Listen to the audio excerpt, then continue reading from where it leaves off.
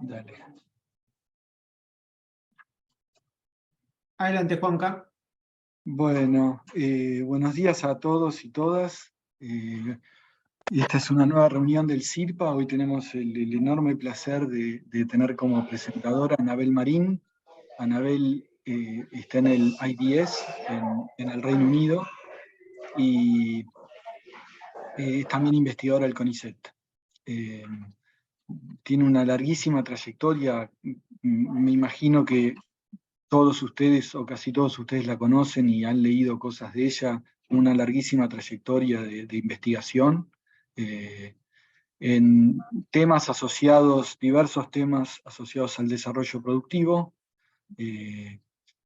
mucho de su trabajo también relacionado particularmente al desarrollo productivo asociado a las cadenas basadas en recursos naturales, distintos aspectos, desde temas de propiedad intelectual, temas de desarrollo de proveedores, desarrollo de las cadenas en sí, y siempre con una mirada hacia la sostenibilidad y hacia la inclusión social. Y hoy nos va a presentar, siempre Anabel nos muestra un pasito más adelante, pensar algo que quizás no pensamos. Y por eso también es una de mis economistas favoritas. Nos va a hablar de cómo hacerlo, cómo hacer posible el crecimiento verde, ¿no? Cómo pensarlo desde la política para la justicia y la viabilidad, y a partir de elecciones de Argentina y de Chile. Yo particularmente tengo el placer de conocerla hace mucho, Anabel, y he compartido trabajo con ella en la Comisión Nacional de Comercio Exterior. Pero Anabel tiene una trayectoria mucho más allá de eso. Así que bueno, gracias de nuevo, asidua participante del CIRPA. Muchísimas gracias, Anabel, por estar con nosotros y todo tuyo. Bueno, gracias. Gracias por la presentación, casi me hace llorar. Muy linda presentación. Primero que todo, bueno, agradecer la invitación. Segundo, pedir disculpas por adelantado, porque este es un trabajo que no está terminado, está en proceso. Hasta el último segundo terminando las filminas, lo estamos trabajando con Santiago Cuñal, que ahora bueno, está en Washington y con dificultades de conectarse, pero en algún momento se va a conectar. Pero en realidad también está vinculado a trabajo que vengo haciendo con muchos otros colegas, y muchas otras colegas, bueno, Lilia Stubren, Diego Murguía, Almenda Kremaski, Carlota Pérez, toda gente con la que vengo trabajando en temas vinculados y con las que vengo discutiendo y que realmente han contribuido a lo que va a ser este paper, que está en proceso. Entonces, el título es bastante grande, pero después nosotros vamos a ir a cosas mucho más específicas y con suerte poder sacar unas conclusiones que justamente sirvan para reflexionar sobre esta idea de hacer el crecimiento verde o el crecimiento sustentable posible. Entonces, primero empiezo con la motivación. Muy en general, bueno, hay mucha presión en el mundo para moverse en direcciones más sustentables, desde el punto de vista internacional, firmas de acuerdos internacionales, desde el punto de vista local, desde los gobiernos locales, las poblaciones cada vez más interesadas en el respeto hacia el medio ambiente, también a la calidad de vida, etc. Esto le da una gran importancia al tema de, por supuesto, la transformación verde, como le queremos llamar, la transformación sustentable, de los temas de política verde. Y dentro de esta gran transformación, una gran muy importante que ya está tomando lugar y que está trayendo un montón de atención, es la que el movimiento hacia las energías limpias, ¿no? Hay una gran determinación hoy en la agenda global en esa dirección. Ya Estados Unidos hizo grandes anuncios y la Comunidad Europea en esta dirección. Pero un gran problema que estamos empezando a ver, o que se está empezando a hacer cada vez más evidente, es que esta transición requiere enorme monto de minerales, ¿no? Se están hablando de aumentos, bueno, hay muchas estimaciones de escenarios futuros y vemos números muy grandes, pero los más conservadores están hablando de aumentos de 4 veces lo que se llaman los minerales críticos, del 500%, dice el Banco Mundial, y podría presentar otros indicadores, pero en general creo que esto resume muy bien la naturaleza del problema del que estamos hablando, ¿no? Una batería que pesa 1000 pounds requiere 500.000 pounds de materiales, ¿no? Y esto va a requerir o requiere una cantidad de extracción de minerales que no tiene antecedentes en la historia. Entonces, uno de los grandes temas es que estos minerales están concentrados, los minerales se puede decir que serían como el nuevo petróleo, de lo que sería la etapa que se viene.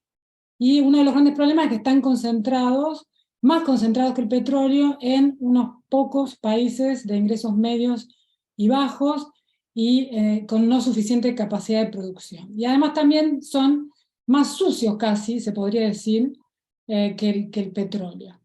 Y entonces están generando una cantidad de conflictos socioambientales que se están haciendo cada vez más evidentes, con grandes costos para los gobiernos que están tratando de impulsar inversiones en el sector, pero también para las empresas. Hay algunas estimaciones dando vueltas, por ejemplo esta, que dice que por conflictos se han frenado 25 billones de inversiones en proyectos mineros. También se han hecho estimaciones de lo que cuesta para una empresa frenar la actividad por conflictos mineros. Otra indicación que me parece muy clara es que hoy por hoy, si se le pregunta a las empresas mineras cuál es su recurso más escaso, lo que dicen es lo que se llama la licencia social, más que otros recursos como el agua, la energía, etc. Todo esto indica la naturaleza del fenómeno y el problema. Recientemente salió, y esto no lo están diciendo los medios, solamente aquellos que están defendiendo y abogando por el medio ambiente y la inclusión, sino también ahora, recientemente salió este artículo en el Economist que justamente lo que sale a decir es, y sale a plantear es el enorme problema que significa la conflictividad social para el sector. Entonces nuestro trabajo se focaliza con estos antecedentes en este desafío, en este gran desafío de la conflictividad, las implicancias sobre la política global verde, pero también doméstica, industrial, y cómo abordarla. Justamente por un tema de viabilidad y justicia, que en este caso, creo yo, interesantemente, se juntan.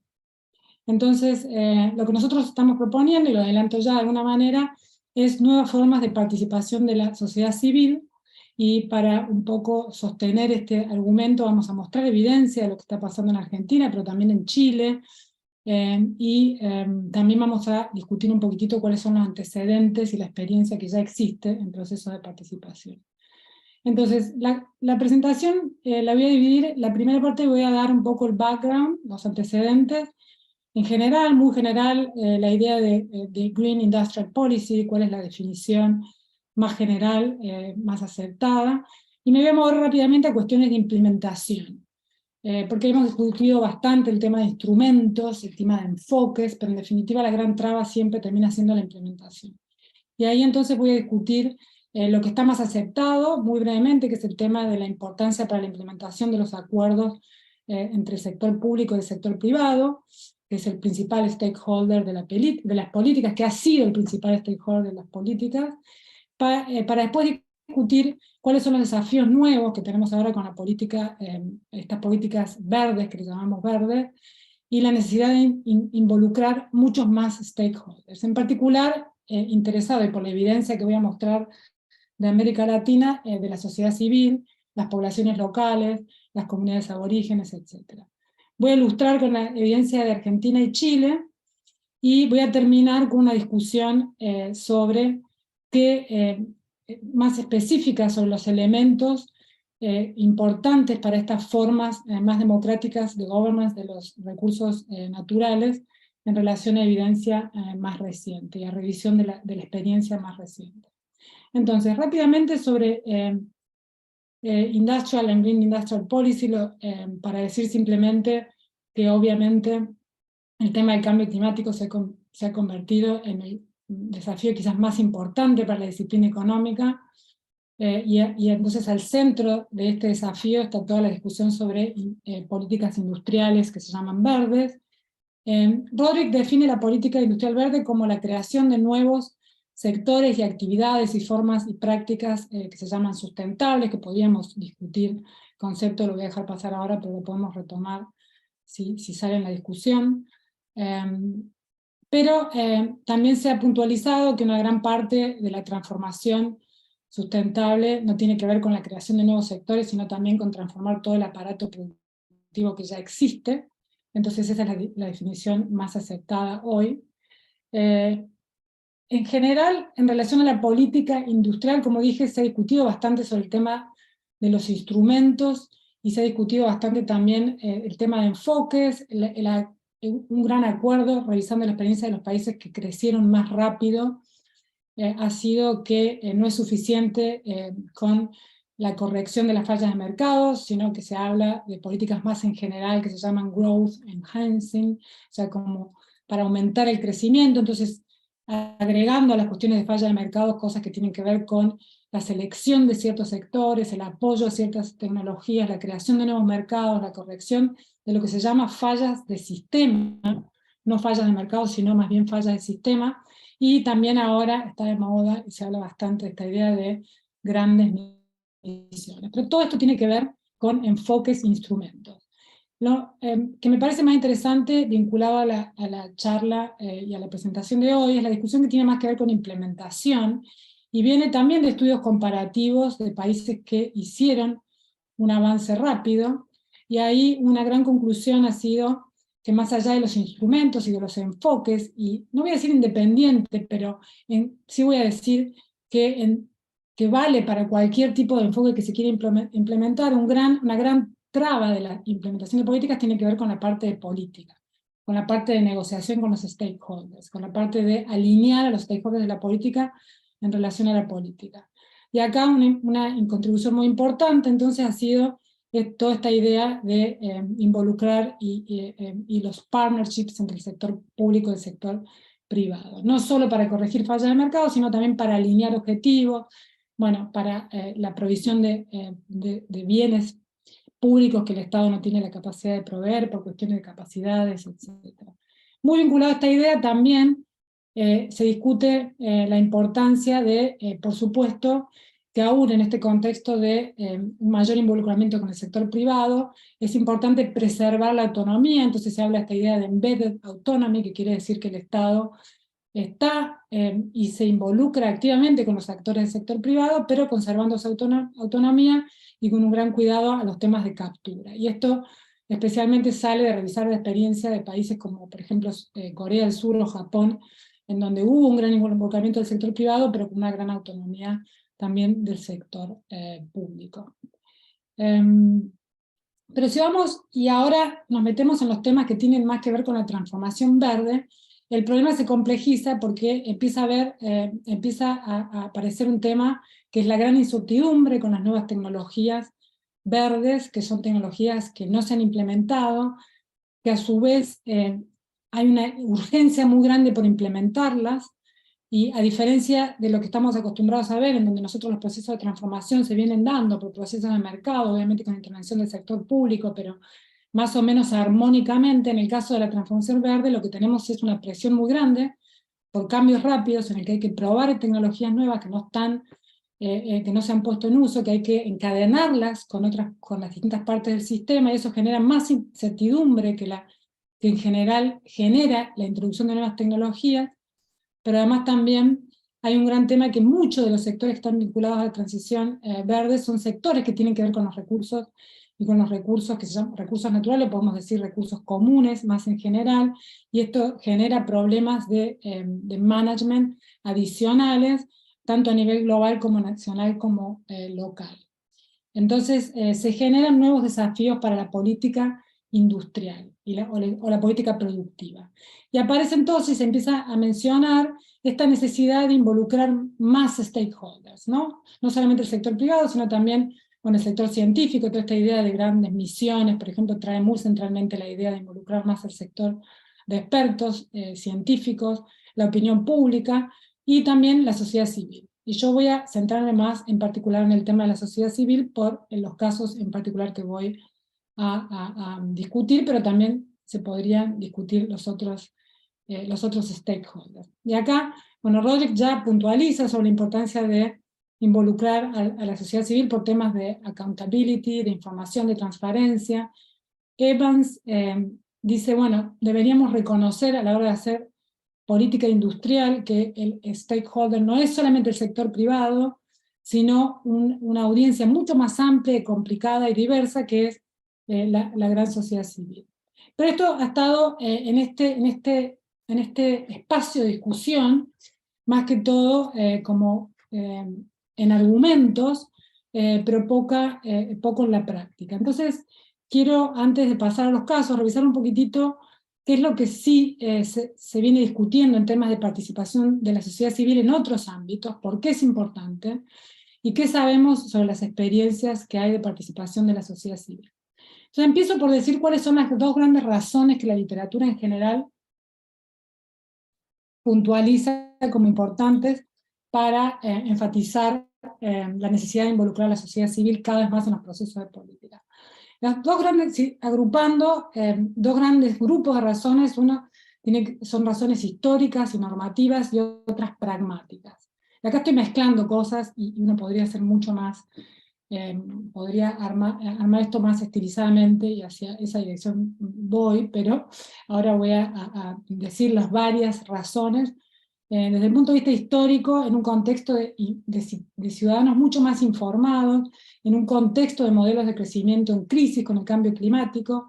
Dentro de todas las discusiones hay una desconfianza mucho mayor en las instituciones del Estado, en las políticas en general, y por lo tanto un deseo cada vez mayor de participación de la sociedad civil. También se habla de la muerte, digamos, del mito de la neutralidad de las burocracias en el gobierno, la necesidad entonces de nuevo de una mayor digamos, rendición de cuenta por parte de los políticos, lo que también aumenta, lo que se usa como argumento para una mayor necesidad de participación de la sociedad civil.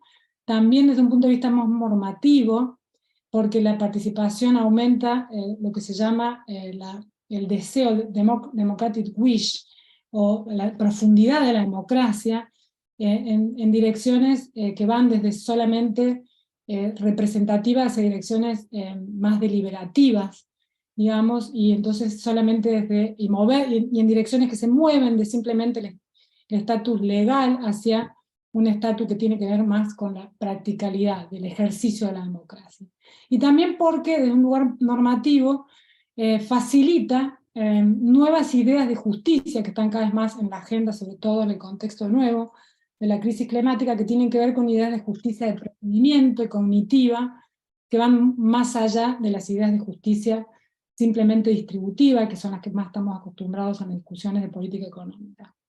Y desde el punto de vista práctico también hay una batería de razones por las cuales se argumenta sobre la importancia y la necesidad de mayor participación de la sociedad civil. Tienen que ver con un mayor conocimiento de los stakeholders de la política en relación a las políticas. Hay temas de legitimidad, temas de cohesión social, todo lo cual facilita, entre otras cosas, el enforcement, digamos, la aplicación. Pero también por un tema de hacer partícipe a los ciudadanos y cumplir un rol activo para evitar la alineación, y no menos importante por un tema de eficiencia en el uso de los recursos y para testeo de las políticas, para mejorar la rendición de cuentas, y también en el marco de las discusiones de la nueva revolución tecnológica, hay una línea de argumentos que tiene que ver con que sirve para aprovechar mucho mejor la nueva información que está dando vueltas, y también las nuevas tecnologías que permiten y facilitan nuevas formas de participación. Entonces, yendo un poco más a la práctica, de lo que sabemos, donde se ha ejercitado mayormente, la mayor parte de las experiencias se han hecho en políticas sociales o de salud.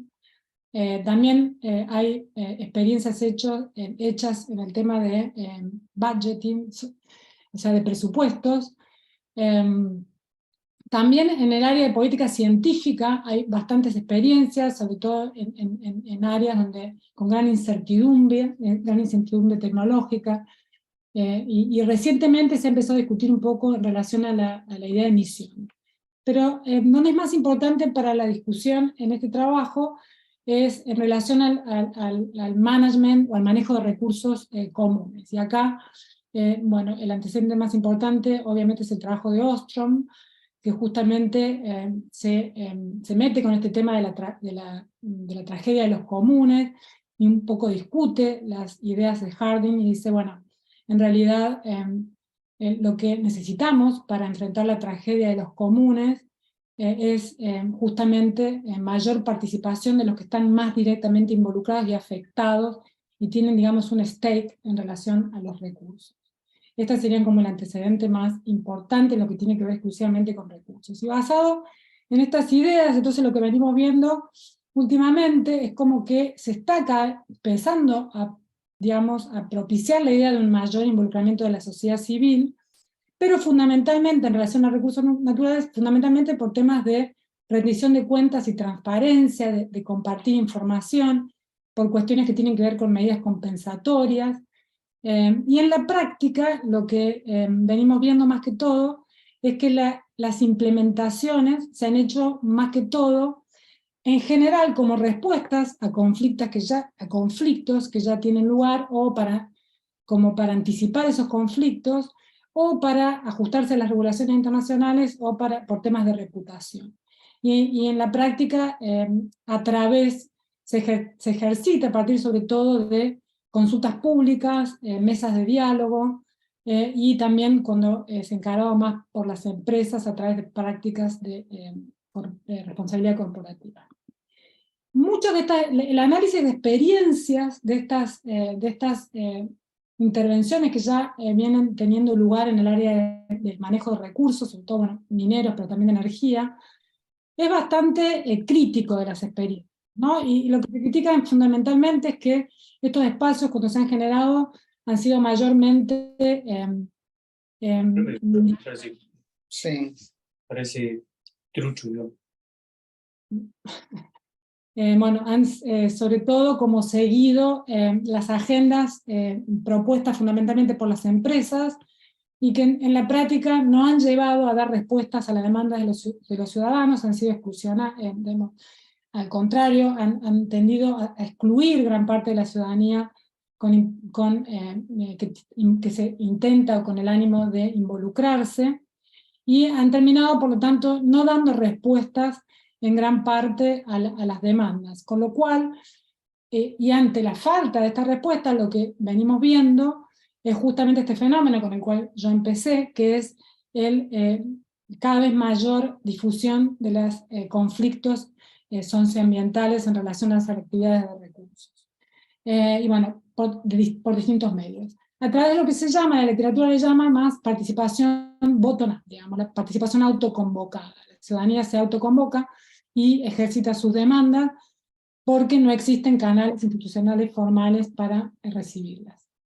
Estas experiencias bottom-up, sobre todo en la literatura más de movimientos sociales, se las elogia en contraste a las institucionalizadas, porque justamente son espacios que son más democráticos, que tienden a manejar estos problemas de desbalance de poder, y abordan mucho de las deficiencias de los canales formales que ya existen, pero obviamente tienen limitaciones, porque terminan siendo no efectivas, son muy costosas para los gobiernos, para la gente y para las empresas, y es por esto que nosotros entonces es que estamos argumentando que necesitamos realmente empezar a pensar en el ámbito de las políticas productivas, y no tanto, y una cosa que no mencioné, pero que es muy importante, es que estos espacios de participación, cuando se vienen dando especialmente y en particular en la instancia de evaluación de impacto ambiental. Es decir, cuando los proyectos ya están diseñados, cuando ya está todo establecido, y entonces para compartir información y como para que esté validada la sociedad civil. Pero esto no está dando resultados, entonces por esto que nosotros estamos argumentando que es importante empezar realmente a pensar cuáles serían los nuevos frameworks de gobernanza institucionales que necesitamos para abordar estos fenómenos y esta complejidad nueva. Entonces, voy a presentar un poco la evidencia de Argentina y de Chile, que muestra más en detalle la importancia de este fenómeno. Muy brevemente, antes, en relación a la metodología, mencionar Esto, bueno, ¿por qué América Latina? América Latina es una de las regiones más importantes hoy para la transición energética, porque tiene muchos los minerales críticos y además tiene muchas más capacidades productivas que otras partes del mundo. En particular, Argentina y Chile son países que tienen muchos recursos para la transición. Chile además los produce y los exporta, es el principal productor de cobre y el segundo de litio. Argentina además tiene reservas junto con Bolivia y Chile, 60% de las reservas mundiales. Estos dos países tienen bastantes cosas en común, en particular, bueno, tienen una institucionalidad con algunas diferencias, pero común en el sentido de cómo está instrumentada la participación, más que todo en relación a la evaluación de impacto ambiental, pero no en el proceso de diseño de los proyectos, pero tiene bastantes diferencias interesantes. Bueno, Argentina es un país federal, Chile es un país centralizado, y tienen, y además Chile obviamente es un país minero, y Argentina no, entonces la comparación es interesante. Nosotros en la evidencia que estamos utilizamos métodos mixtos, casos de estudios, muchas entrevistas. Esto viene de bastantes proyectos que yo vengo haciendo en colaboración con otros colegas desde hace tiempo. También estoy permanentemente haciendo, y estamos, entrevistas. También hemos generado una base de datos en el caso de Chile, que en el caso de Argentina todavía está ongoing. No tenemos la misma calidad de datos que en Chile. En Chile sí conseguimos trabajar con base de datos, que es muy buena la información sobre las minas existentes y todos los proyectos que se aplican para hacer minería, y también existe un observatorio de conflictos ambientales que ha recabado información sobre la conflictividad. Como nosotros trabajamos con esta idea de conflictividad, solamente doy rápidamente la definición. Nosotros tenemos que utilizar la definición que se utiliza en los esfuerzos que ya existen de recolección de datos de conflictividad, que es cuando un grupo, grupo social se manifiesta públicamente en contra de una actividad, en este caso productiva. Entonces, yendo a la evidencia, empiezo con Argentina. Argentina es un país que tiene grandes reservas de minerales. Es el sexto país en el mundo con reservas de minerales, está en el triángulo de litio, como ya dije, y es un país que espera grandes montos de inversión. Si lo miramos, por ejemplo, también desde el punto de vista de los recursos, es un país que comparte la cordillera con Chile, y entonces tiene en gran medida la misma cantidad de recursos. Sin embargo, tiene solamente 75% de sus reservas explotadas. Si miramos, por ejemplo, la participación en el Producto Bruto o en las exportaciones, tiene participación mucho más baja que el promedio para América Latina, y mucho más baja si tomamos los países más importantes como Chile o Perú, por ejemplo. La explicación de esto, obviamente, son múltiples. Argentina es un país con gran inestabilidad institucional.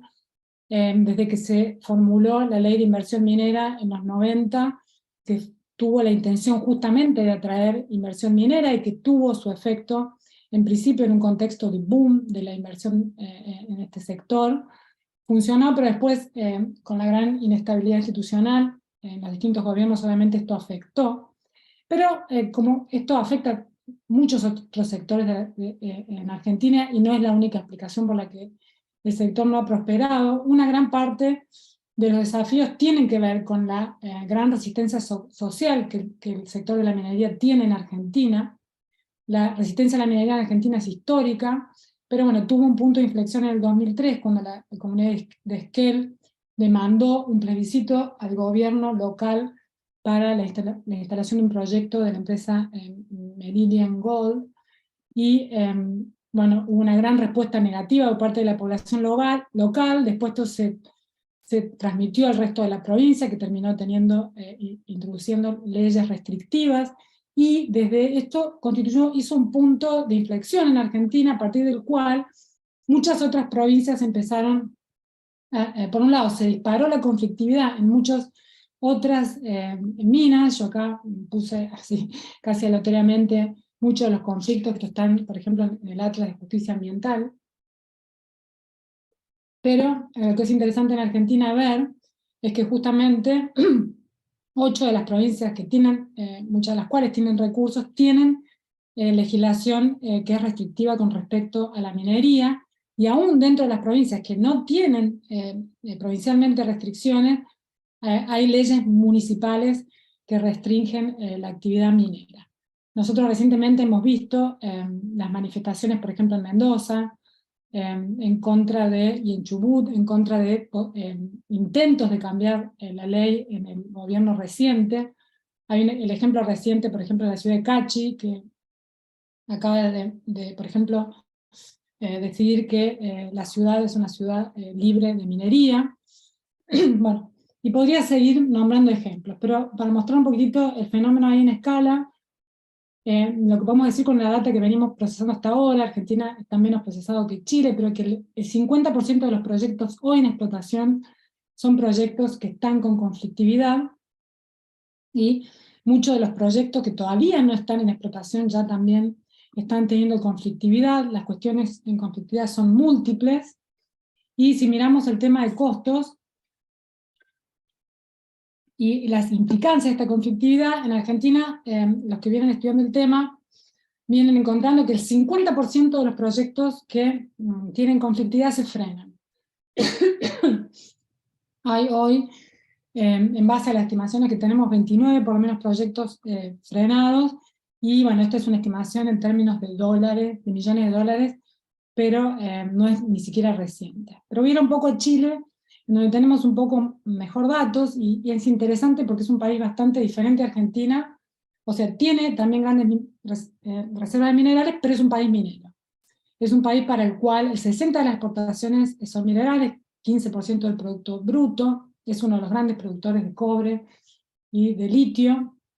Acá la gente que viene trabajando el tema de los minerales críticos para la transición ya identifican a Chile como uno de los principales proveedores, pero también, y aún con toda esta historia minera y toda la importancia que el sector tiene para el país, se viene observando una conflictividad, yo diría bastante similar, o incluso, sí, bastante similar, o incluso más importante que en Argentina, dada la importancia del sector para el país. Entonces esto de nuevo son algunos de los, hay un caso que es típico, que es el proyecto icónico, que es el Dominga, que nunca pudo prosperar, porque amenaza una reserva marítima, y el gobierno no lo termina de autorizar.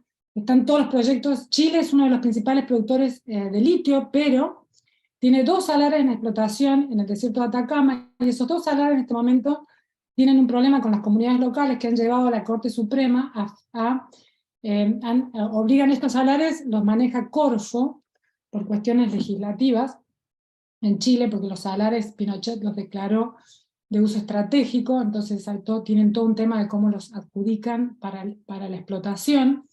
Los que no están en esa ley los tiene Corfo, son los únicos 2 que están en explotación, y están con problemas porque las comunidades se manifestaron en contra de una cláusula del contrato de licitación que justamente lo que dice es que se tienen que repartir entre las comunidades 15 millones de dólares, y las comunidades rechazan este acuerdo porque dicen que no se hizo consulta previa. Entonces hoy la Corte Suprema le está pidiendo a Corfo que haga consulta previa, y eso es un gran problema porque no tienen, bueno, están con un problema serio de cómo implementarlo. Todos los otros salares que están ahora con posibilidad de explotación también están en conflictos, y están frenados por conflictos con las comunidades locales. Recientemente, en enero del año pasado, la Corte Suprema frenó 2 adjudicaciones grandes justamente por problemas con las comunidades locales. Bueno, podría seguir con los casos, pero les muestro un poco la evidencia más generalizada. Este es el trabajo que hicimos en base a los datos que recolectamos en Chile, y lo que encontramos es que, trabajando con todas las minas de mediana y gran escala en Chile, lo que encontramos es que el 50% de las minas están bajo alguna forma de conflicto, por cuestiones hídricas, de relaves. Bueno, el tema hídrico en Chile es un gran problema, pero también cuestiones de acceso a tierras, biodiversidad, tierras ancestrales, etc. Pero quiero ir rápidamente a los números, y interesantemente, como les decía, y por eso les decía que me parecía que en Chile incluso hasta el problema es más grave, nosotros trabajamos con datos de las aplicaciones de nuevos proyectos para la minería en Chile y encontramos que 80% de estos proyectos están de alguna manera disputados por la sociedad civil. 20% ya están en el sistema judicial.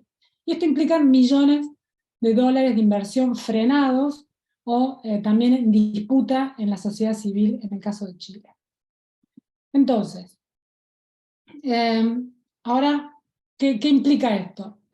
Nosotros interpretamos que esto lo que está indicando claramente es que necesitamos empezar a discutir, como dije antes, nuevas formas de gobernanza de los recursos, en este caso de la minería, pero bueno, este es un fenómeno que no es solamente en relación a la minería, sino que es más difundido también en otros sectores. Toda esta conflictividad está generando obviamente un montón de preocupación, se puede ver muchas señales de la preocupación que está generando, tanto a nivel global, en la institucionalidad global, pero también en las empresas, en los gobiernos locales, etc. Pero nosotros creemos que esto también entonces está abriendo una gran oportunidad para realmente repensar y rediseñar los sistemas de gobernanza de los recursos más acorde con el nuevo momento histórico, con los nuevos desafíos de sustentabilidad que tenemos y sociales, en direcciones más democráticas. Y empezar a realmente pensar formas más democráticas de management de los recursos en áreas hasta ahora realmente en las cuales se ha incursionado mucho menos. Y acá algunos elementos que nos parece importante para pensar en relación a estas nuevas formas más democráticas, es justamente el primero, es justamente la importancia de institucionalizar estas formas, de sacarlas del espacio solamente de evaluación de impacto ambiental y llevarlas a todo el proceso de decisión, de decisión relacionada a grandes proyectos de inversión, con una conceptualización de los ciudadanos, no solamente como lo que se llama la literatura de watchdog, digamos, de controladores de lo que está pasando, sino como, digamos, activos partícipes de la toma de decisiones, lo que llevaría a roles más transformativos, y algunos elementos entonces importantes en relación a estas nuevas formas de governance, y acá un poco cito el trabajo que vengo haciendo con otros colegas, con Diego, en donde hicimos una revisión de la institucionalidad en Argentina, y de las mejores prácticas en términos de participación, y acá aparece entonces la importancia del involucramiento temprano, la ciudadanía, de hacer mucho más transparente información en relación a los proyectos. Como les decía, en general lo que está sucediendo es que llegan a la ciudadanía cuando ya están cerrados, en un lenguaje imposible de entender, en muy poco tiempo, se le da muy poco tiempo a la ciudadanía para que reaccione. Hay otros países que ya están abordando este problema, como por ejemplo Canadá y Estados Unidos, pero es todo muy emergente. Bueno, otro elemento es que es muy importante tratar con los problemas de asimetría de poder cuando se generan estos espacios, y que el involucramiento sea amplio, y que no solamente se involucre a aquellos que se sabe que van a validar las políticas, cosa que por ejemplo sucedió en Argentina en las experiencias más recientes de intento de apertura a algún tipo de discusión. Nosotros también discutimos, no lo voy a mostrar acá en detalle, pero tenemos un trabajo que venimos haciendo con Almendra, en Kremaski, donde nos metemos más en los detalles de lo que serían procesos transformativos de involucramiento, contrastándolo con lo que nosotros llamamos, digamos, pasivos o simbólicos, y ahí analizamos cuestiones que tienen que ver justamente con los actores, la metodología de involucramiento, y bueno, por supuesto los principios subyacentes, cuál es la idea por la cual se está involucrando a la ciudadanía. Entonces, para terminar, no sé cómo estaré de tiempo, pero me apuré un montón. Bien. Entonces, para terminar, bueno, simplemente reiterar la importancia. Esto está más dirigido hacia las discusiones en la transición, sobre la transición energética global, o lo que se llama la transición justa energética, que un poco lo que estamos hablando, este paper también está dedicado como a esa audiencia, y el punto ahí que estamos haciendo es que es importante entender y tomar en cuenta las tensiones de desarrollo de los países ricos en recursos, que necesitan de estos proyectos de inversión y de estas actividades por cuestiones económicas, pero que a su vez tienen y están enfrentando grandes problemas sociales y ambientales en relación a estos recursos. Y que es entonces importante un esfuerzo mucho más global y colectivo para pensar nuevas formas de gobernanza de estos recursos. Obviamente con un mayor involucramiento de la sociedad civil, que es un gran desafío, pero que no porque sea un gran desafío significa que no lo tengamos que hacer. Fue un gran desafío armar toda la institucionalidad y todo el aparato para implementar las políticas de sustitución de importaciones, por ejemplo, y se hizo y tuvo efectos importantísimos, y cada nueva etapa histórica requiere grandes esfuerzos de repensar el Estado y la manera de hacer políticas, y eso no quiere decir que no lo tengamos que hacer. O sea, me adelanto a lo que seguro va a ser un comentario, que es un gran desafío, obviamente, todo esto, pero no quiere decir que por eso no lo tengamos que hacer. En relación a las razones, la literatura ya viene marcando cuestiones que tienen que ver con aspectos normativos y programáticos. Lo que nosotros estamos agregando acá es la cuestión de la viabilidad. Si miramos todo el mapa y la situación en América Latina, pues yo acá no lo nombré, pero esto no es exclusivo ni de Argentina ni de Chile. El país Perú es un país con un gran también proveedor de minerales, con una gran conflictividad. Brasil, Colombia, México son países que están empezando, como Argentina, a tratar de expandir el sector, pero con gran conflictividad. India tiene la mitad de sus empresas mineras con problemas de conflictividad. Pakistán podría seguir nombrando. O sea, no es un fenómeno exclusivo de América Latina. Bueno, los países de África, que no tienen solamente conflictividad del tipo de la nuestra, sino que, por ejemplo, un país como Congo, que tiene casi todo el cobalto del mundo y que es fundamental para la transición, tiene problemas de conflictividad y de una escala mayor de la que nosotros tenemos en América Latina, con lo cual, entonces, el punto acá que estamos haciendo es que este es un punto central para la viabilidad de la transición energética y que requiere un esfuerzo global, y que los países que van a tener que enfrentar estas tensiones necesitan también de este esfuerzo, y necesitan recursos y capacidades, etc. Las prácticas que ya tenemos nos vienen indicando que no es suficiente lo que se viene haciendo, que necesitamos modelos que pasen de una participación simbólica a una que nosotros llamamos transformativa, con algunos de los elementos que ya mencioné. Esto requiere tener en cuenta entonces los propósitos, por qué se crean esos espacios, quién los genera, manejar los temas de asimetría de información, que estos espacios tengan consecuencias vinculantes, y bueno, termino acá, me estoy quedando sin voz. Termino acá y estoy como muy ansiosa de escuchar los comentarios. Como les dije, primera vez que ponemos todo este paquete junto, aunque venimos trabajando estos temas en distintos proyectos, así que bueno, muy interesada en escuchar los comentarios, las reacciones. Anabel, muchísimas gracias. Re excelente la presentación, re interesante. Abro el espacio para que cualquiera me indique si quiere hacer una pregunta y la haga. Mientras van pensando sus preguntas, si quieren, como no veo ninguna. Ah, sí, ahí está. Ah, no. Te hago una pregunta yo, Anabel. Ah, no, Martina. Ahí está, Martina. Arranca vos. Dale, Juanca, dale, después yo sigo después tuyo, dale. No, vos arranca. Súper interesante. Aparte me parece muy interesante esto de la base de datos de casos, ¿no? Y cómo se usa esta información. Más que preguntas, quiero relacionar esto con un montón de otras cosas que se van pensando en estos momentos, no solo en torno a la conflictividad, sino a los trade-offs, digamos, entre desarrollo y cuestiones ambientales, más en general. Y entonces quería como mover un poquito el reflector, ¿no? Para relacionar esta presentación y muchas de las referencias de otras investigaciones vinculadas hacia otras discusiones un poquito más amplias, que quizás puede servir para encontrar caminos donde seguir esta cuestión.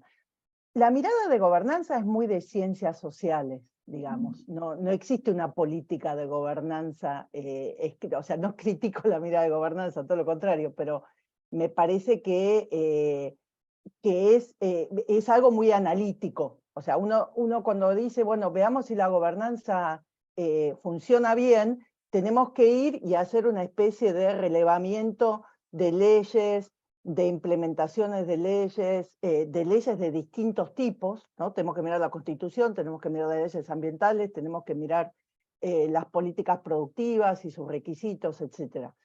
Entonces, el primer comentario que tenía para hacer es, quizás mucho de lo que se está mirando está muy enfocado desde las decisiones y el marco de las políticas productivas, ¿no?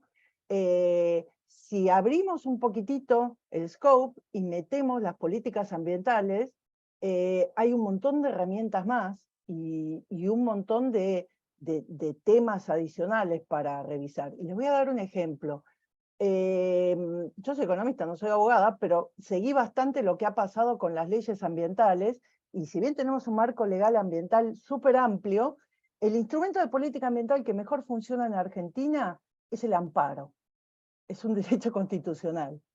Y eso es lo que llevó, por ejemplo, adelante la causa Riachuelo, ¿sí? Que pudiera funcionar a partir de que un grupo de ciudadanos diga, acá están violando mis derechos constitucionales. Y esto generó toda una movida, obligó a que se arme un comité interjurisdiccional, un montón de cosas, ONGs que se pusieron como amigos del jurado aportando información y análisis. O sea, fue un antes y un después, de alguna manera, porque ayudó a justamente meter la gobernanza dentro de la toma de decisiones jurídicas y obligar a un cambio justamente en la colaboración entre nación, ciudad y provincia. Entonces, digamos, hay transformaciones que también vienen por ese lado, digamos, de el derecho de los ciudadanos puro, digamos, el derecho al agua, por ejemplo, te daría el ejemplo si vamos al litio. Y yo creo que en Chile, en buena medida, muchos de estos reclamos están funcionando por ese lado. Y eso también nos muestra, hace poco, un artículo que hice justamente para la FAN, hace poco, estaba tratando de apuntar a cómo Argentina se supone que basa su mirada del desarrollo en los principios de desarrollo sostenible, pero nuestro marco legal está un poquitito rengo en esto. Y uno de los temas donde está rengo es justamente no usar la evaluación de impacto ambiental, que es un instrumento de la política productiva, sino una evaluación preventiva, lo que se llaman estas evaluaciones globales, ambientales, sociales, que están a la base de lo que, por ejemplo, CEPAL hace poco en una publicación dijo, no preservamos nuestra biodiversidad porque hemos priorizado el desarrollo, el comercio, la integración, por encima de mirar qué impacto tiene en ecosistemas que por ahí son la base de nuestro bienestar. Entonces, digamos, esto de una mirada de desarrollo sostenible más allá de sectores estratégicos, sino de cómo gestionamos el desarrollo y qué instrumentos tenemos. En muchos países tiene que haber referéndums antes de tomar decisiones importantes de desarrollo productivo, como por ejemplo minero, exploración petrolera offshore, etc. Y esto tiene que estar a veces acompañado de una evaluación costo-beneficio social, ambiental, económico. Eso en Argentina no existe. Y me parece que eso es una falla del sistema legal más amplio, no solo de las políticas de desarrollo productivo. Quería acercar esto porque me parece que esta discusión tan concreta, tan práctica, que está planteando este trabajo, me parece que nos ilustra sobre un montón de otras preocupaciones que están muy vinculadas y que van a ir de la mano de este tipo de preocupaciones. Así que muchísimas gracias. Bueno, gracias Martina. Si querés tomar a Anabel 3, 4 preguntas y después contestarlas todas juntas. Yo tengo, Bueno. esta fue amplia, y si me dan la oportunidad respondo rápidamente, y si no, tomo 3 o 4, si son intervenciones... No, si preferís, contestala. Sí, simplemente digo, muchísimas gracias por el comentario. Sí, o sea, yo creo que justamente sí, la política ambiental, más allá de las deficiencias que vos marcás, y por ejemplo la comparación con Chile, recientemente leí un artículo que compara, en el caso de Pascua Lama, la diferente manera en que actúa el sistema en Chile y en Argentina. Pero justamente el punto que yo estoy tratando de hacer es que la política productiva debería tomar. Y en todo caso, comparto con vos que la idea de gobernanza es una idea conceptual, pero justamente debería dar un framework a todas esas leyes, instituciones, etcétera. Idealmente debería dar un framework a todo el resto, y justamente ese framework creo que va cambiando. Entonces, el punto que estamos tratando de hacer es que más allá de que sí sea conceptual, pero en realidad lo conceptual termina teniendo implicancias prácticas, es que ese framework, esa idea de gobernanza tiene que cambiar y justamente tiene que integrar los temas de política ambiental y productiva, desde mi punto de vista, que no los podemos seguir viendo como cuestiones separadas, porque si no, lo que tenemos es esto, que obviamente que existen en el derecho estas posibilidades, bueno, el derecho del ciudadano al agua que las usa, y eso es lo que está sucediendo cada vez más, pero entonces eso lo que termina haciendo es realmente generando en el sistema un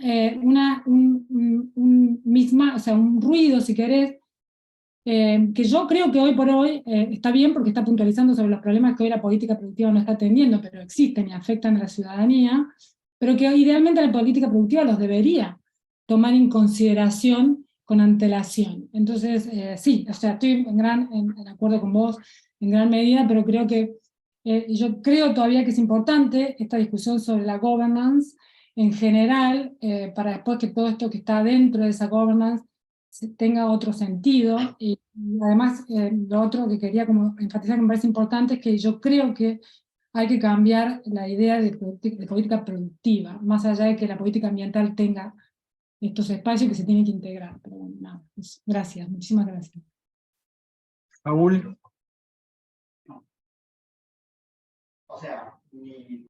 Sí, gracias. Gracias, Anabel. Muy valiosa, muy pertinente tu exposición, ¿no? Yo le pediría que aclares dos conceptos que vos planteaste, que para mí son novedosos y que estaban implícitos en la exposición, pero no los desarrollaste bien, que son de justicia cognitiva y justicia procedural, ¿no? Eso me parecía interesante, eso por un lado. Y la otra cosa que te quería pedir era, cuando puedas, ¿no? Puedo haber muchas preguntas. Hay dos cuadros que parecían interesantes que los pasaste muy rápido, que estaban casi al final. Si los podrías mostrar un poquito más despacio, o por ahí si los mandás después de la presentación, no hace falta, pero esos cuadros parecían muy interesantes y la verdad me los perdí. Pero bueno, muchas gracias y felicitaciones. Excelente. Ana, ¿qué querés tomar o querés contestar? Estás muteada. Como prefieran. ¿Les parece que va a trabar mucho si voy tomando una a una? O sea, me dicen ustedes. Y toma un par y después. Dale, está Ramiro y estoy yo. Y bueno, y después está Belén. Bien. Ramiro, Bueno, adelante. sí. Bueno, muchas gracias. Bueno, también agradecer, súper interesante. Me parece que estas miradas son importantes para salir un poco de tanto del River Boca a veces que tenemos en Argentina, si hablamos de ecologismo berreta o neodesarrollismo a full. Me parece también la dimensión norte-sur de que si vamos a hacer esta transición va a ser una sobrecarga ambiental sobre el sur y bueno, cómo se la tramita y donde también debería haber, digamos, financiamiento, apoyo norte-sur, me parece que eso me parece que es bien interesante. Ahora, respecto al involucramiento de la sociedad civil, etcétera, y recordando el caso de Chubut, había toda una discusión entre la gente de la meseta, que era la que podía tal vez conseguir trabajo y que era la que estaba tal vez más cerca, y la gente tal vez más de urbana, que tenía tal vez más conocimiento, más preocupación, o una mirada más amplia, y como justo ser un conflicto cruzado de los que estaban más cerca de la parte afectada apoyando, y no. Y un poco la pregunta es, ¿cuál es la sociedad civil que uno debería convocar? ¿Hasta dónde debería llegar? Porque uno dice, bueno, no es claro el límite. Y lo otro es también, la sociedad civil también tiene formas de organizarse y puede haber 5 o 10 ONG que se autorrepresentan en función de tal problema, de tal otro. Bueno, cómo se pondera, si uno va a un plebiscito, obviamente cada persona vale un voto, pero también quienes participan en ese plebiscito. Me parece que eso me parece interesante de qué sabes de las experiencias o qué se discute respecto a ese tema. Muchas gracias. Una más y te dejo contestar, Ana. Belén. Hola, ¿qué tal? Anabel, me encantó la presentación y en realidad mi pregunta iba bastante para el lado, para la línea de Ramiro. En realidad digo, estaba pensando justamente también en, digo, mismo la experiencia de la provincia de Neuquén. Han tenido distintos conflictos con lo que es también la apropiación de los ingresos que se generan digo, por la producción de hidrocarburos. Digo, ahí mismo tenés una movida dentro de la provincia justamente para generar proveedores locales que incluso chocan con los intereses de las petroleras. Entonces, mi pregunta justamente iba a cuál es el scope, el alcance que deberían tener, que han visto esta interacción con las comunidades, cómo incluís los beneficios para el lado económico de la sociedad, cómo pueden incluirse las sociedades en la producción económica. Ana, ¿querés contestar? Después yo te pregunto después que contestes. No, dale, porque son varias cosas. Voy a levantar la mano. Bien, entonces, la primera pregunta sobre lo de la justicia, sí, lo pasé rápido y es un gran tema que me parece muy interesante, que me parece que está al centro de todo esto, y se conecta con la pregunta que me hace después Belén, porque justamente todos los problemas ambientales y toda la crisis que estamos viviendo ha traído justamente al centro del debate este tema de la justicia. Bueno, en primer lugar, la que está más difundida es la idea de justicia de procedimiento, que tiene que ver con la justicia en relación a cómo se toman las decisiones y los procesos, no en el resultado, sino en cómo se toman las decisiones en el proceso, y se vincula a este tema de quién está representado, las visiones de quién, con un reconocimiento de que existen visiones e intereses divergentes, que hoy por hoy ya no podemos seguir pensando que va a existir una visión o una política, una que va a dejar a todos felices. O sea, como que en el contexto de cuestionamiento de los modelos de crecimiento tradicional, el efecto derrame, etcétera, crisis climática, es que empieza a aparecer esta idea, bueno, en realidad acá, y con la evidencia cada vez más clara de que hay ganadores y perdedores permanentemente, y que no podemos seguir suponiendo que en el largo plazo esto se va a compensar por algún tipo de efecto mágico del crecimiento. Entonces empieza a ganar relevancia esta idea de justicia o procedimiento, y decir, bueno, a ver, ojo, entonces acá importa cómo se toman las decisiones, a qué tipo de acuerdo.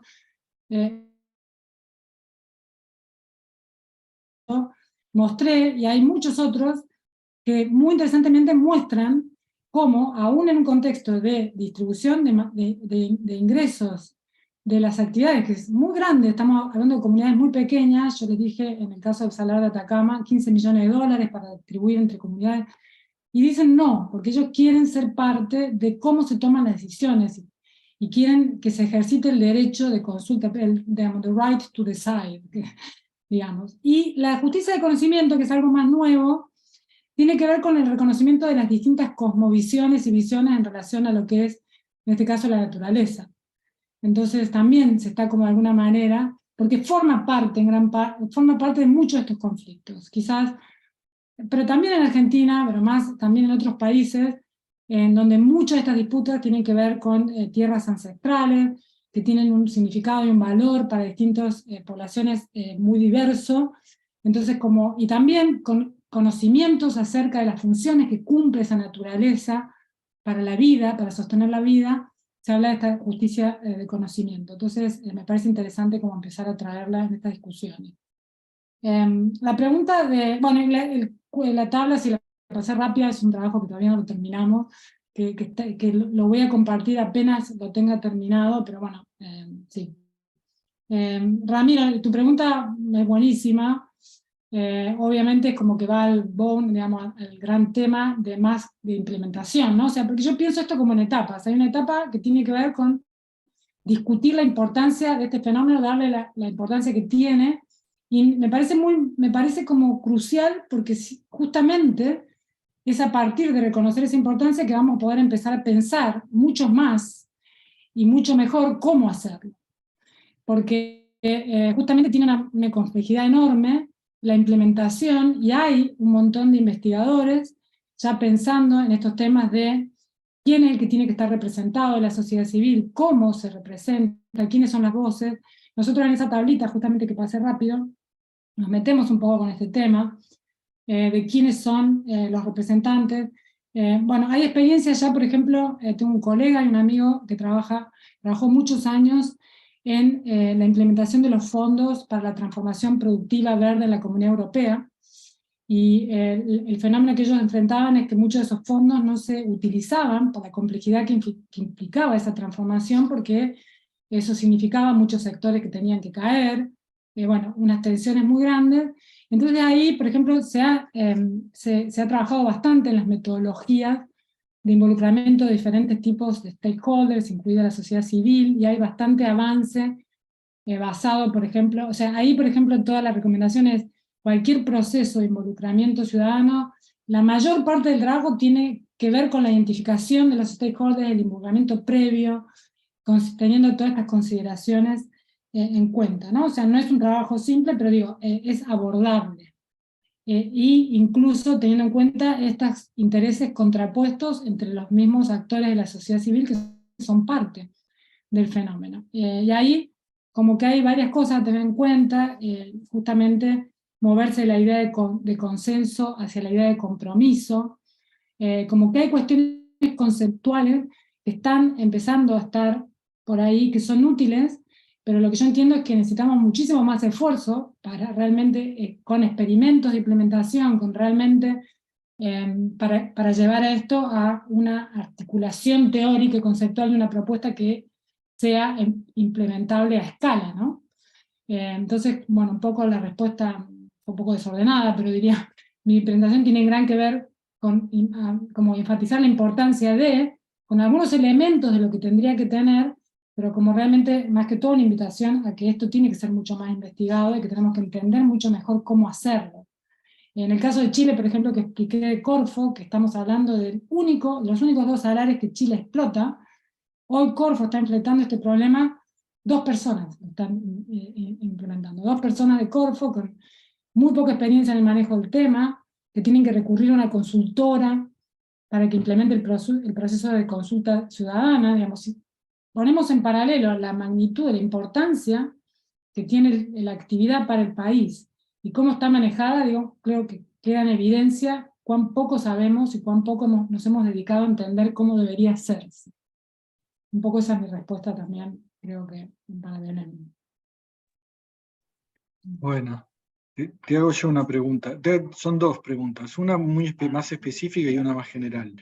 La primera es, como, por un lado está el tema ambiental, y que vos decís no es lo único, y las evaluaciones de impacto ambiental, una dimensión. Hay otra dimensión que es la guita, no sé, ¿no? ¿Quién gana, quién pierde? Si yo tengo que pensar el fenómeno, ¿qué otras cosas hay? ¿Cuáles son las grandes categorías de cosas que tengo que pensar? Lo ambiental, la plata, hay otra dimensión importante que tengo que pensar, esa es la primera. La segunda, quizás un poco siguiendo la pregunta de Saúl, esa tabla que no tenés tan trabajada y no querés, ya presentaste, ahora estamos entre amigos, o sea, yo compro lo que dijiste, que hay que pensarlo más, que hay que... Esto último que dijiste estuvo bueno, de las 2 personas, porque recién ahí como caí más en concreto en tu invectiva a este tema, hay que darle más, que la realidad no se le da nada de bola, ¿no? Como esa desproporción que estás marcando, es fuerte. Pero igual más, y lo tomo, pero más allá de eso, si tenés que pensar en la institucionalidad, ¿en qué estás pensando? Contanos un poquito cómo lo ves vos.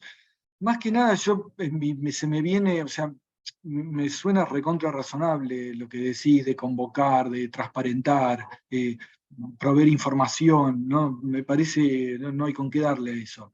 hay un punto donde cuando es convocar a todos y ya empiezo, se me viene mi parte cínica y escéptica, y hay incentivos a generar organizaciones, no sé, que chantajean, que quieren. Entonces, ¿dónde está el límite? Hay una forma de pensarlo fácil, decir cómo tenés que encarar esto, y que tiene que ver con lo de Ramiro, ¿no? Un poco a quién convocás, pero más allá de quién, como una cosa es escuchar y otra cosa es la decisión, después que las decisiones que se toman, quiénes tienen poder decisorio sobre eso. No es que pero como que si nos puedes ayudar a pensar un poquito para cómo lo pensás vos, no sé, avanzar un pasito más, aunque sea tentativo a cómo pensar esto. Ok, a ver. Sí. Sí. En relación a la primera pregunta, sí, está lo ambiental, está lo económico, pero también está, y esto se conecta con esto de las cosmovisiones, o sea, una gran cosa que está entrando en juego, sobre todo cuando vamos a lo local, es también lo que tiene que ver con las visiones del territorio, ¿no? Y de la naturaleza y de los bienes comunes. ¿Para qué tienen que servir? Te pongo un ejemplo concreto, o sea, la ley, los códigos de minería son de 1700, 1800, y todos asumen que si hay un mineral debajo de la tierra, eso puede ser dado y debería ser dado en concesión por una explotación minera. Pero hoy lo que se está disputando justamente es que muchas poblaciones están diciendo, bueno, no me importa que haya minerales acá abajo, esta tierra está siendo utilizada para sostener la vida de poblaciones que además están viviendo amigablemente con la naturaleza hace años y de las que podemos aprender cómo vivir, etcétera, etcétera. O sea, podríamos seguir, pero hay una cuestión de cosmovisiones que también entra acá, que no me parece trivial y que complejiza todo muchísimo más, pero que no por eso la vamos a dejar de lado. Entonces yo digo que eso se agrega a la cuestión plata y ambiental como la pensamos más en términos de como un trade-off. Pero bueno, eso agregaría a lo que vos ya mencionaste, lo ambiental y lo económico, ¿no? Después, en relación a tu pregunta más concreta, o sea, yo soy investigadora, entonces te voy a decir lo que yo pienso como investigadora. Yo creo, y repito lo que dije antes, que justamente que tenemos que pensar mucho más esto, y lo que este trabajo está haciendo es como una invitación a pensar esto, y a pensar mucho más concreto estos temas de implementación, que son las preguntas que vos estás haciendo, y que son obviamente viables e importantes cuando uno ya está pensando más concretamente. Yo puedo decir algunas cosas, pero no puedo tener todas las respuestas, porque justamente a mí lo que me parece, y eso lo vengo diciendo hace como 2 o 3 años, cuando primero estuve en una comisión que convocó Matías Culfas para pensar temas de desarrollo productivo, y se me pidió que hablara del tema minero, y que yo ya ahí dije que para mí teníamos que empezar a hacer experimentos, aunque sean pequeños, en ciudades, en áreas en las que la conflictividad no sea tan alta, donde podamos empezar a ver cómo se podrían hacer las cosas. No lo puedo pensar de otra manera que no sea con algunos experimentos de implementación en los cuales se trabaje con gente que no tenga compromiso ni por un lado ni por el otro, que tenga el compromiso simplemente de que el proceso sea el mejor proceso posible, y que justamente se empieza a ver todos estos temas metodológicos, de cómo involucrar la ciudadanía, de cómo tendría que ser la metodología de trabajo, de cuáles serían las mejores maneras de compartir la información, trabajarla colectivamente, bueno, etc. Y ahí es donde viene la tabla esta, en donde nosotros hemos empezado a pensar elementos de una posible metodología para experimentos de este tipo, y tienen que ver, bueno, con los principios subyacentes, en donde tendría que estar abierta la posibilidad de que el proyecto no se haga, por ejemplo, en donde tendría que haber una visión, o sea, porque eso, si no, como que todo el proceso pierde absoluta relevancia.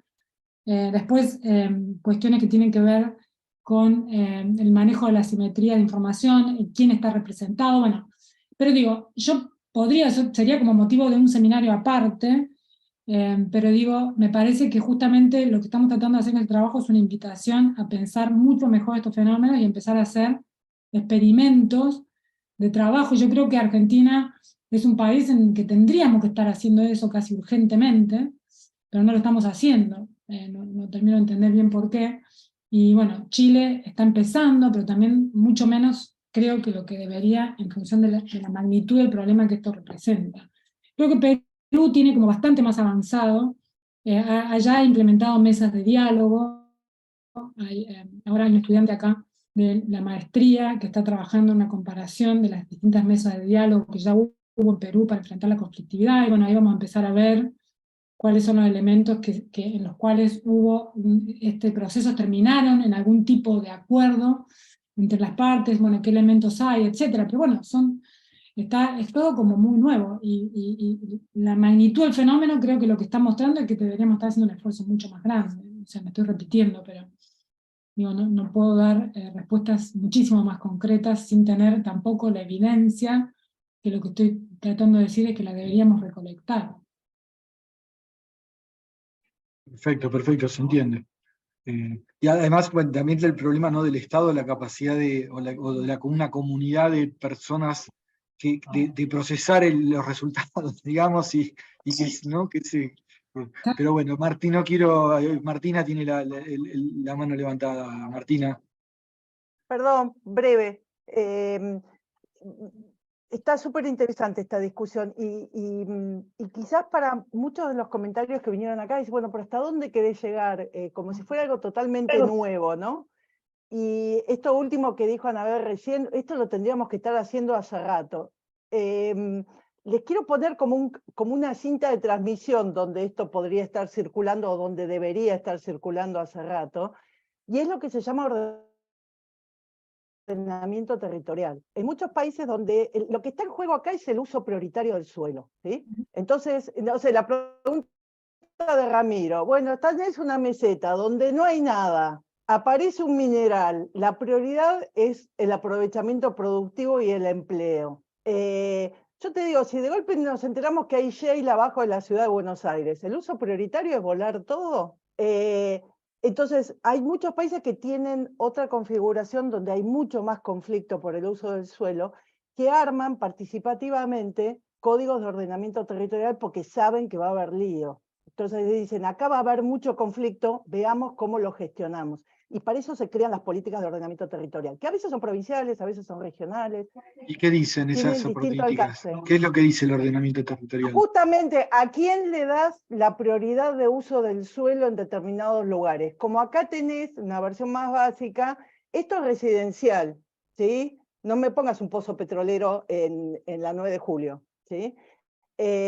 Como que hay, digo, es muy básico el ejemplo que te estoy dando, pero de algún modo es como que le das más prioridad a cierta actividad porque hubo cierta deliberación y cierta decisión en términos de costos y beneficios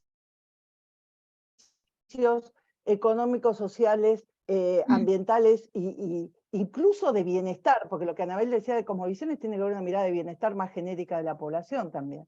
Y que hay que respetarlo. Entonces, por eso te digo, si vos decís, yo pongo esta actividad que tiene el uso prioritario del suelo, pero vos al que está tomando la decisión le explicás, mira, hay unas cuantas poblaciones alrededor que se van a quedar sin agua y no van a poder subsistir. Tenés un montón de actividades productivas más abajo que también se van a quedar sin agua y se van a fundir. ¿Vos tomarías la decisión igualmente? O sea, este es el tipo de trade-offs y el tipo de esquema que posiblemente esto que está discutiendo Anabel está tomando. Lo que está en el fondo es a quién le das prioridad en el uso del espacio, del suelo, etc. Y me parece que no menor, pero es súper urgente entender que tenés que mediar estas decisiones difíciles con algún mecanismo que sea transparente.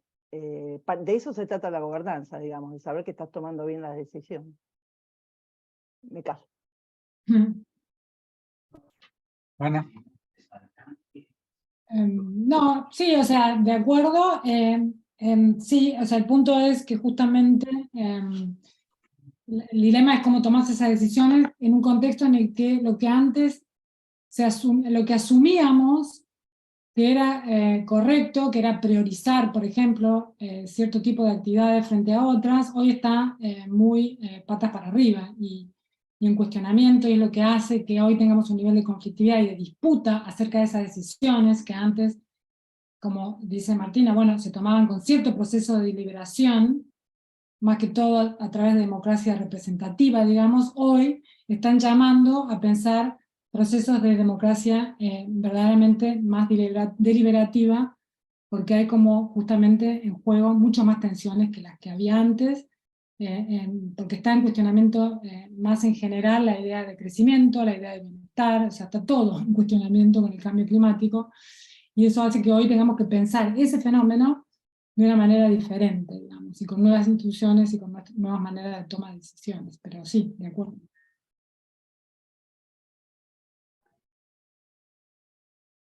¿Alguna otra pregunta? Bueno, Anabel, muy interesante, muy buena la presentación. Tomamos tu punto, no sé cómo vamos a poder operar sobre eso, pero está muy bueno que no detalles. Yo creo que es algo que se ve, no sé, en la discusión, ¿no? Que falta eso, ¿no? Pensar estas cosas que decís vos, que no está presente. Yo alguna vez te compartí algo alguna nota que escribí que un poco también iba en ese sentido, ¿no? Sí, qué institucionalidad, si formal, informal, cómo se resuelve ese problema. Y sí, no veo que eso se discuta mucho. Eh, Lamentablemente no es mi tema prioritario, pero acá hay mucha gente que trabaja en estos temas y ojalá tomen lo que vos estás marcando. Bueno, muchísimas gracias por la participación, por invitarme, por los comentarios, todos súper interesantes. Nada, un placer para mí estar presentando ya. La pena que no fue el mes que viene, que voy a estar en Argentina. Es que igual es virtual, ¿eh? Igual es virtual, ok. Sí, así que te invito, bueno, sí. Serás invitada a seminarios presenciales. Bueno, muchísimas Bueno, están gracias. las empanadas, eso es lo que pasa. Sí, quizás el año que viene, faltan las empanadas, quizás vuelven, sí. Sí, Bueno, sí, sí. muchísimas gracias. Gracias a ustedes. Chau, chau. Adiós.